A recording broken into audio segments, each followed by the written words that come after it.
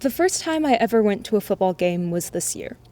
And I mean really went, like with some friends and not just for the gift exchange with the other team's student council or because of homecoming. The experience was exhilarating. When I went home that night, I felt an unshakable fear that I'd done high school entirely wrong. I wanted to start over so I could join organizations like Sundancers or band. I deeply regretted not joining a team activity, not going to more football games, and not seeing my friends more. I resented the weekends I spent at various high schools debating, my clumsiness and athletic inability that prevented me from ever aspiring to join a sport, and yes, all the nights I spent in my room studying for my next math test. I held on to that regret for a long time. I questioned whether everything I'd worked for in the past 3.5 years was really worth it.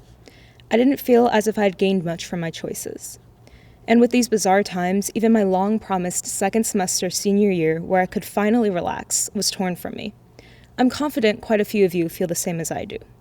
To be fair, though, these past few weeks have been quite the break. I don't have a solution for you to make the perfect choice so you'll never feel regret again. I wish I did, but regret is inevitable.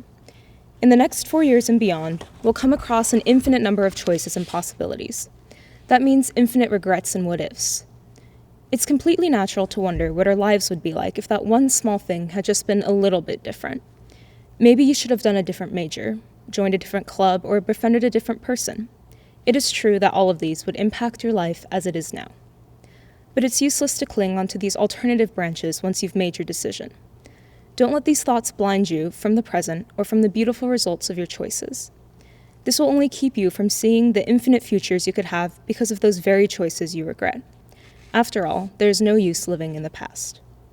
For me, if I hadn't joined debate, while I would have had more free weekends, I wouldn't have met the people who I now could never imagine not having in my life.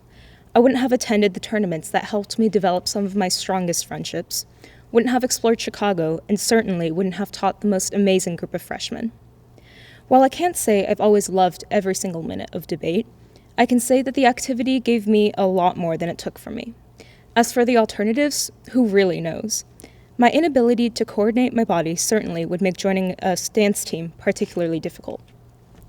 At the end of the day, there's no perfect way to do high school.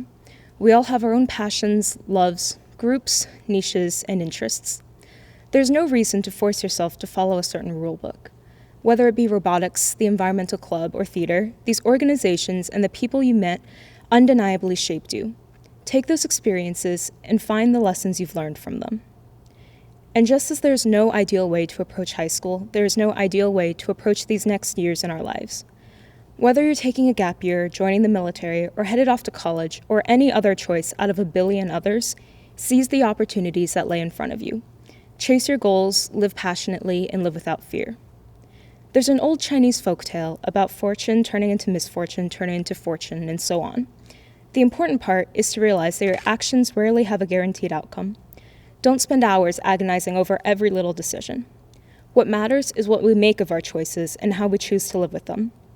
As we all continue into the next installment of our lives, embrace the freedom of having so many options in front of you.